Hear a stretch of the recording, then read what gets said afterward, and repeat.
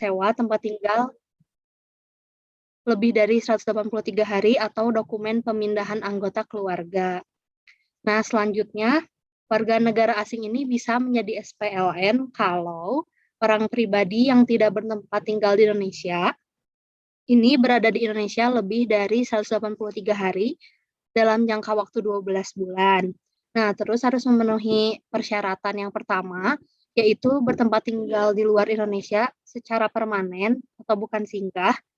Terus memiliki pusat kegiatan utama di luar Indonesia yang dapat dibuktikan dengan sumber penghasilan dari luar Indonesia.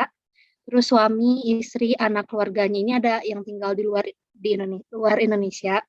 Selanjutnya menjadi anggota organisasi yang diakui pemerintah negara setempat. Nah, syarat yang ketiga yaitu memiliki tempat menjalankan kebiasaan di luar Indonesia. Dan yang keempat ini menjadi subjek pajak negara atau yurisdiksi lain yang bisa dibuktikan dengan SKD atau dokumen lain yang menunjukkan status subjek pajak dari otoritas pajak negara tersebut. Nah, yang kelima ini persyaratan tertentu lainnya itu when warga negara asing yang akan menjadi warga negara Indonesia yang akan menjadi SPLN ini harus menyelesaikan dulu kewajiban perpajakannya dan juga harus memperoleh surat keterangan WNI memenuhi persyaratan menjadi SPLN. Nah, syarat yang pertama, kedua, dan ketiga ini, syarat yang A, B, dan C ini merupakan syarat yang dipenuhi secara berjenjang. Kalau misalnya warga negara Indonesia ini memenuhi bertempat tinggal di luar Indonesia dan tidak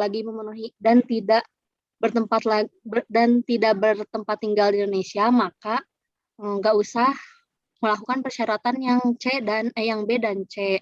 Nah, tapi kalau misalnya tinggal di luar negeri dan di Indonesia, maka subjek pajaknya ini harus memenuhi persyaratan yang B dan yang C.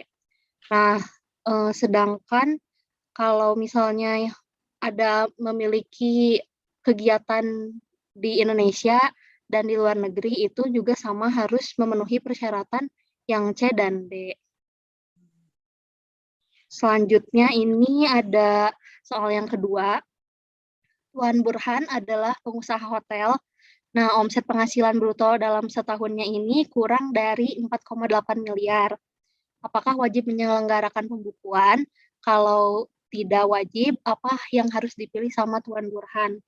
Nah, karena omsetnya ini di bawah 4,8 miliar, maka Tuan Burhan ini tidak wajib menyelenggarakan pembukuan, tapi Tuan Burhan ini harus menyelenggarakan pencatatan. Selanjutnya ini ada penghasilan tidak kena pajak adalah pengurangan penghasilan neto untuk orang pribadi. Berapa PTKP untuk Tuan Beni di tahun 2020 jika ia seorang wira swasta, statusnya ini udah menikah, punya anak dua orang, terus ada anak asuh 1 orang, lalu menanggung ibu mertua dan adik iparnya. Dan istrinya punya usaha sendiri tetapi nggak punya NPWP. Nah, maka PTKP Tuan Beni ini, yang pertama ini ada untuk diri sendiri, yaitu 54 juta, lalu ada untuk biaya menikah, yaitu 4.500.000, lalu ada untuk anak kandung yang pertama, yaitu 4.500.000, dan anak kandung yang kedua ini juga 4.500.000. Nah, untuk anak asuh ini tidak termasuk ke dalam PTKP. Lalu ibu mertua ini bisa masuk, sehingga menambah PTKP-nya sebesar 4.500.000, dan adik ipar juga tidak termasuk ke dalam perhitungan PTKP. Lalu ada istrinya yang punya usaha sendiri tapi tidak punya NPWP, itu menambah PTKP sebesar 54 juta. Maka total PTKP Tuan Burhan ini adalah sebesar 126 juta. Nah, selanjutnya berdasarkan peraturan pajak, penghasilan wajib pajak digolongkan sebagai objek pajak, bukan objek pajak, dan objek pajak yang bersifat final. Nah, berikan contoh masing-masing minimal 3, dan apa kriteria objek pajak yang bersifat final, dan apakah objek yang bersifat final ini dilaporkan di SPT PPHOP atau badan. Nah, salah satu contoh yang merupakan objek pajak berdasarkan Undang-Undang Pasal 4 Ayat 3 Nomor 7 Tahun 2021 tentang harmonisasi peraturan perpajakan, Ini yang pertama ada penggantian atau imbalan berkenaan dengan pekerjaan atau jasa yang diterima atau diperoleh termasuk gaji, upah, tunjangan, honorarium, komisi, bonus, gratifikasi, uang pensiun, atau imbalan dalam bentuk lainnya termasuk natura dan atau kenikmatan. Dan yang objek pajak yang kedua ini ada royalti atau imbalan atas penggunaan hak. Dan yang ketiga, sewa dan penghasilan lain sehubungan dengan penggunaan harta. Selanjutnya ini ada bukan objek pajak yang diatur dalam pasal 4 ayat 3 Undang-Undang PPH. Yang pertama ini ada bantuan atau sumbangan termasuk zakat yang diterima oleh Badan Amil Zakat atau lembaga amil zakat yang dibentuk atau disahkan oleh pemerintah dan yang diterima oleh penerima zakat yang berhak atau sumbangan keagamaan yang sifatnya ini wajib bagi pemeluk agama yang diakui di Indonesia, yang diterima oleh lembaga keagamaan yang dibentuk atau disahkan oleh pemerintah dan yang diterima oleh penerima sumbangan yang berhak. Yang ketentuannya diatur dengan atau berdasarkan peraturan pemerintah. Lalu ada harta hibahan yang diterima oleh keluarga sedarah dalam garis keturunan lurus 1 derajat, badan keagamaan, badan pendidikan, badan sosial, termasuk yayasan, koperasi, atau orang pribadi yang menjalankan usaha mikro dan kecil, yang ketentuannya ini diatur dengan atau berdasarkan peraturan Menteri Keuangan, sepanjang tidak ada hubungan dengan usaha, pekerjaan, kepemilikan, atau penguasaan di antara pihak-pihak yang bersangkut. Nah, yang kedua ini ada warisan, dan yang terakhir ini ada harta termasuk setoran tunai yang diterima oleh badan sebagaimana dimaksud dalam pasal 4 ayat 1, huruf B sebagai pengganti saham atau sebagai pengganti penyertaan modal. Dan yang ketiga, ini ada objek pajak yang bersifat final. Yang pertama ini ada penghasilan berupa bunga deposito dan tabungan lainnya, bunga obligasi dan surat utang negara, bunga atau diskonto surat berharga jangka pendek yang diperdagangkan di pasar uang, dan bunga simpanan yang dibayarkan oleh koperasi kepada anggota koperasi orang pribadi. Dan yang kedua ini ada penghasilan berupa hadiah undian. Selanjutnya yang ketiga ini ada penghasilan dari transaksi pengalihan harta berupa tanah dan atau bangunan, usaha jasa konstruksi, usaha real estate, dan persewaan tanah dan atau bangunan. Nah, kriteria objek yang bersifat final ini, penghasilannya ini nggak bisa digabungkan dengan penghasilan yang lain yang dikenakan tarif umum. Selanjutnya, biayanya juga nggak bisa dikurangkan. Dan tarif PPh final ini bukan menggunakan tarif umum, tapi menggunakan tarif yang telah diatur berdasarkan peraturan pemerintah atau keputusan Menteri Keuangan.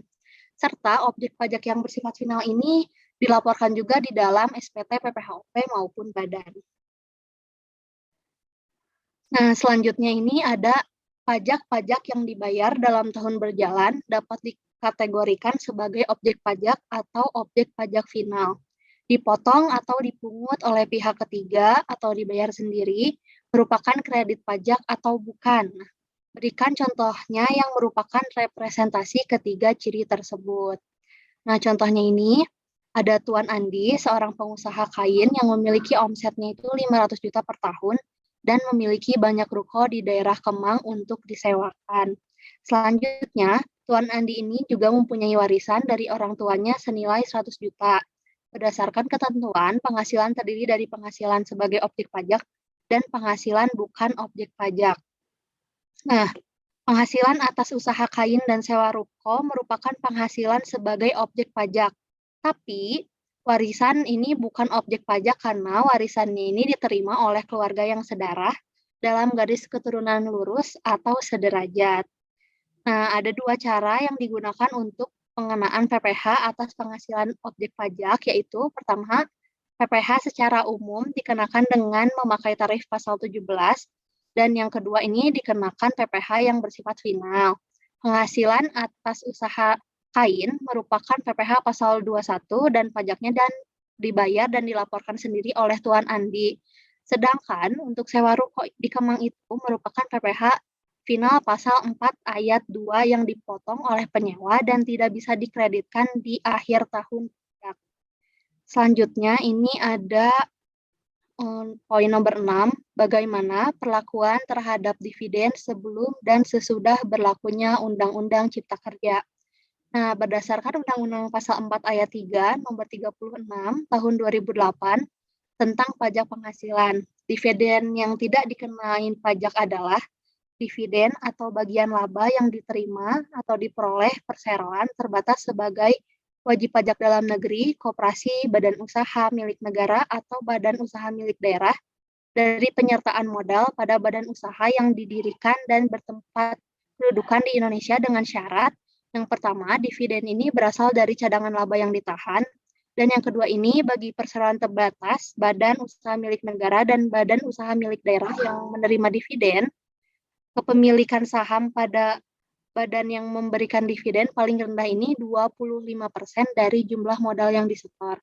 Nah, sedangkan berdasarkan Undang-Undang Cipta Kerja, dividen yang tidak dikenai pajak itu adalah dividen yang diterima orang pribadi atau badan yang dikecualikan dari pajak dividen dengan syarat.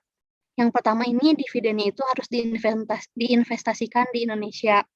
Selanjutnya, dividen ini merupakan penghasilan setelah pajak yang diinvestasikan paling sedikit 30% dari laba setelah pajak. Dan yang terakhir ini ada bagi WP badan sahamnya tidak diperdagangkan di BEI sebelum DJP menerbitkan surat keterangan pajak dividen. Nah, soal selanjutnya ini ada kasus yang akan dijelaskan sama teman saya, yaitu Yesi.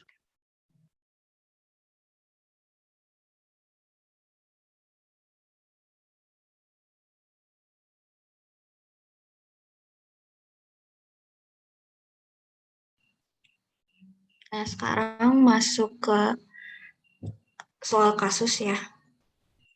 Jadi, yang pertama itu, soal pertama, katanya Tuan Daniel adalah seorang pengusaha di bidang penjualan peralatan elektronik. Dalam tahun 2020, penghasilan bruto penjualannya itu 6 miliar 240 juta. Nah, HPP-nya itu 60% dan biaya operasionalnya itu 20% dari brutonya. Nah, selain itu, ia mendapat penghasilan lain berupa jasa reparasi peralatan elektronik sebesar 170 juta, di mana 100 jutanya dipotong PPh 2% oleh pengguna jasa. Jadi katanya dari 170 juta ini, 100 jutanya dipotong PPh 23, yaitu sebesar 2% oleh pengguna jasa. Dan Tuan Daniel itu menerima bunga deposito dari Bank Mandiri 5% atas depositonya senilai 1 miliar. Nah, bunga deposito ini yang kita tahu kan pajak PPh final ya, yaitu PPh pasal 4 ayat 2 yang tarifnya kena 20%.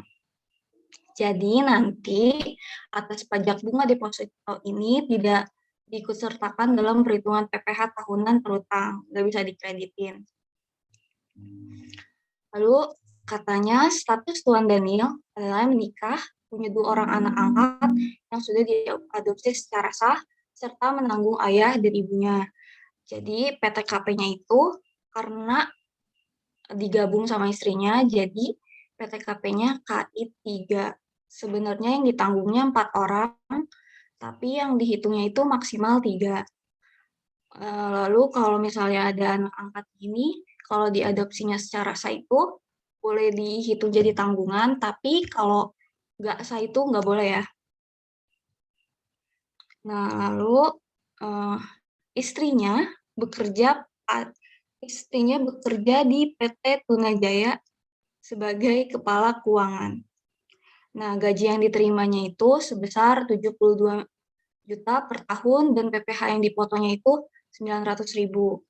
Nah, katanya Nyonya Rita tidak punya NPWP sendiri, jadi perhitungannya itu digabung sama suaminya.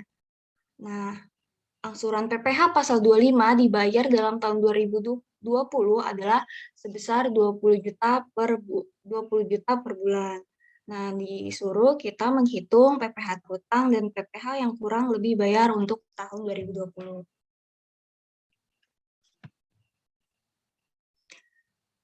Nah, di sini kita cari dulu penghasilan netonya.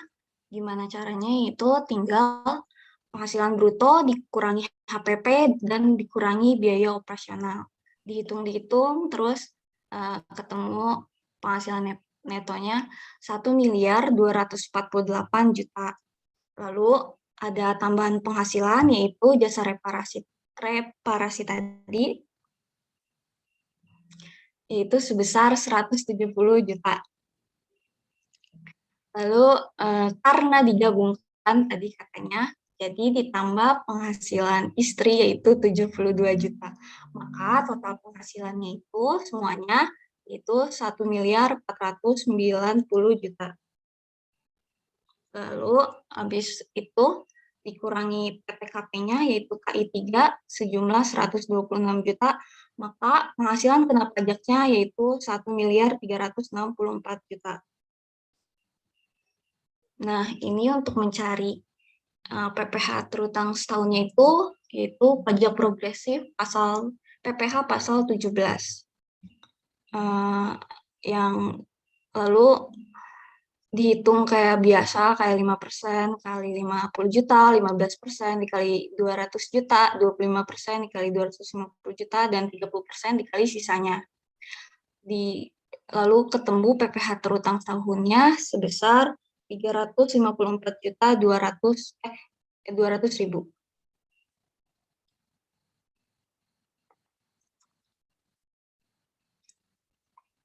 Nah, di sini tuh ada kredit pajak, tapi kredit pajaknya itu nggak termasuk sama PPh pasal 4 ayat 2 yang bunga deposito tadi ya. Jadi PPh 21 istrinya kan tadi diketahui tuh 900.000, terus ada PPh 25 yang katanya tuh sebulannya 20 juta, maka dalam 1 tahun itu 240 juta. Terus ada PPh 23 atas jasa, itu 2% dikali 100 juta, karena yang dikenain PPh 23-nya cuma 100 juta, katanya dikenain PPh 21. Lalu didapetin total kredit pajaknya 242.900.000. Nah, untuk tahu itu PPh-nya kurang bayar atau lebih bayar itu PPh terutangnya dikurangi total kredit pajaknya. Kalau misalnya PPh terutangnya lebih besar, maka kurang bayar. Tapi kalau misalnya PPh terutangnya lebih kecil dari kredit pajak, maka lebih bayar.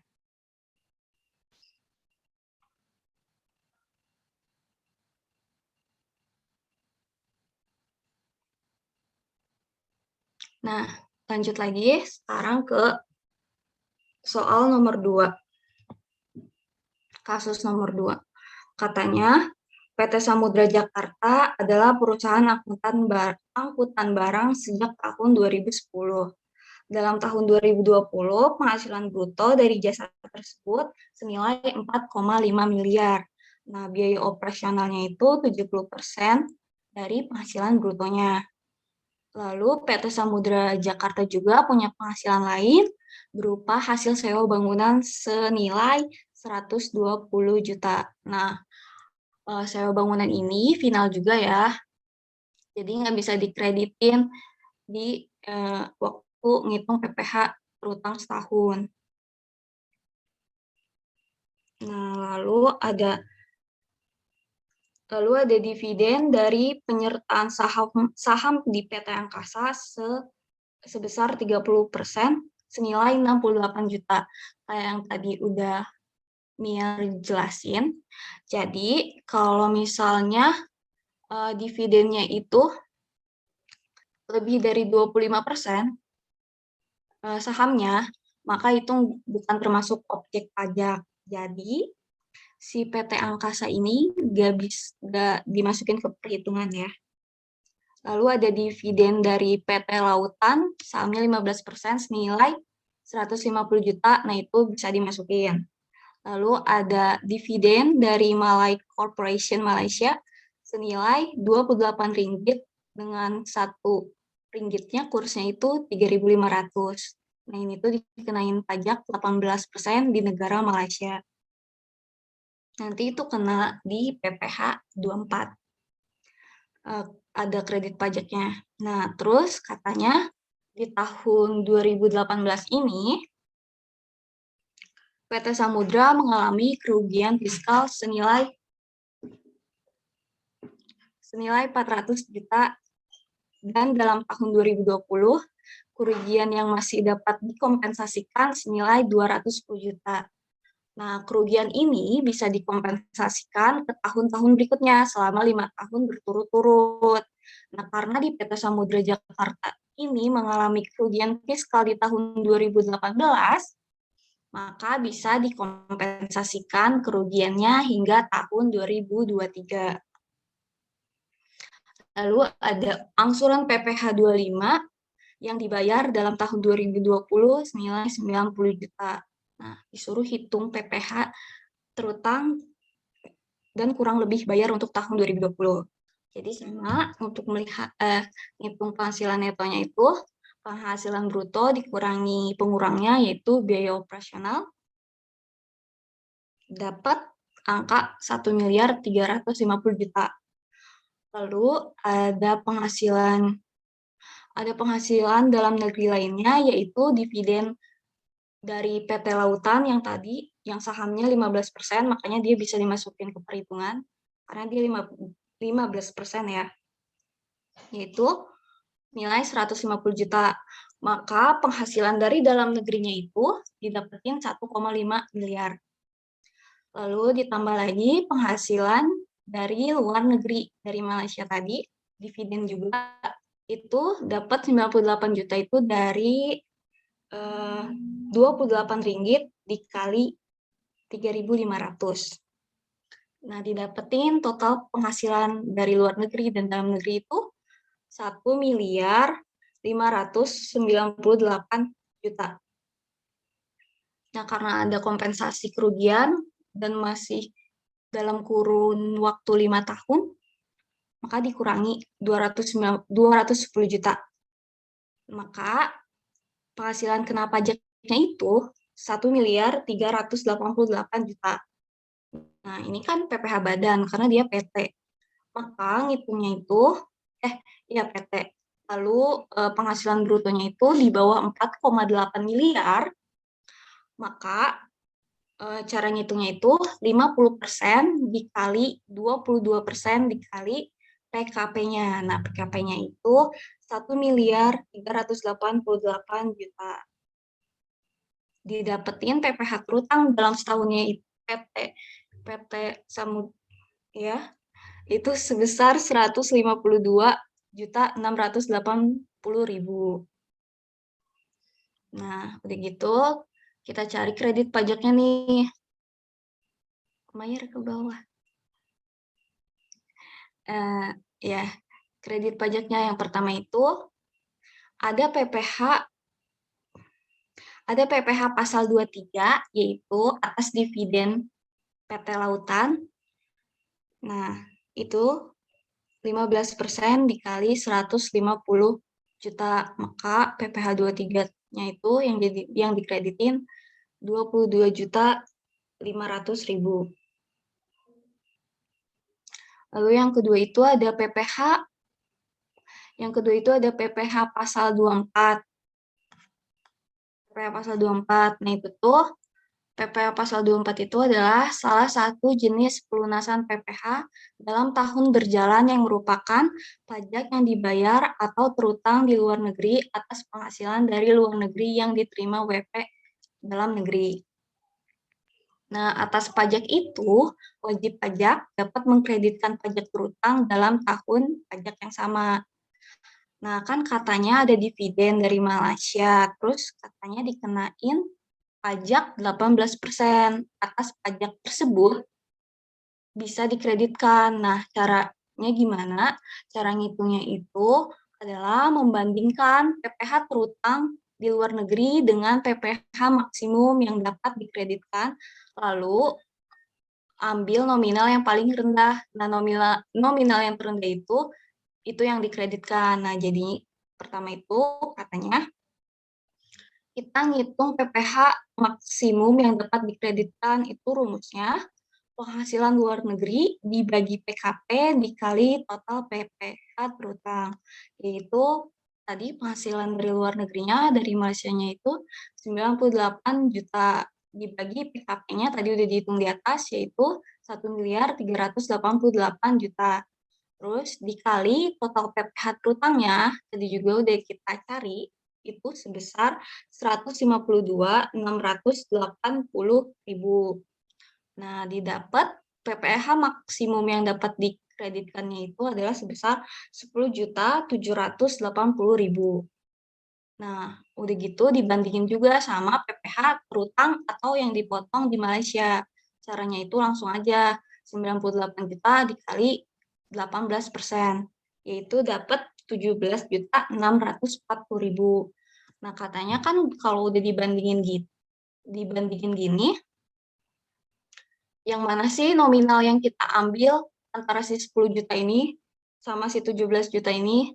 Nah, kita ambil angka yang paling kecil, yaitu yang paling kecil itu si 10.780.000, yaitu si PPh maksimal yang dapat dikreditkan. Nah, itu dimasukin buat jadi kredit pajak. Yaitu di sini PPh pasal 24 yaitu 10.780.000.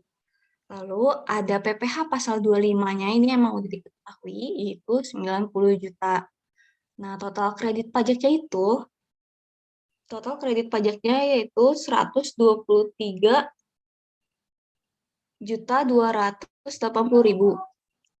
Nah, PPh kurang bayarnya itu tinggal dikurangin aja si PPh terutangnya dikurangi total kredit pajaknya, maka didapetin PPh kurang bayarnya sebesar 29.400.000.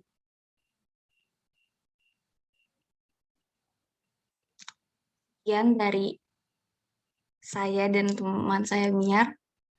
Mungkin ada pertanyaan?